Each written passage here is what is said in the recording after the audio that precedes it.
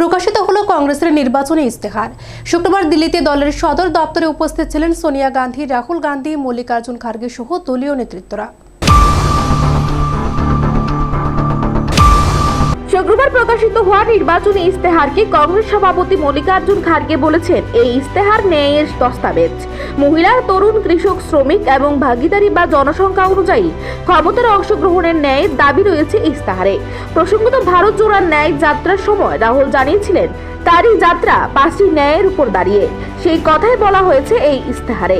ইস্তেহারে 25টি প্রতিশ্রুতির কথা বলা হয়েছে। তার মধ্যে রয়েছে দেশের 30 লক্ষ সরকারি শূন্য পদে চাকরি, 25 লক্ষ টাকা পর্যন্ত নগদহীন স্বাস্থ্য বীমা, মহিলাদের আর্থিক সহায়তা, জাত গণনা এবং 50% পর্যন্ত জাত ভিত্তিক সংরক্ষণ, SC, ST এবং ওবিসিদের জন্য আর্থিকভাবে পিছিয়ে পড়া উচ্চ বর্ণের জন্য 10% সংরক্ষণের প্রতিশ্রুতি।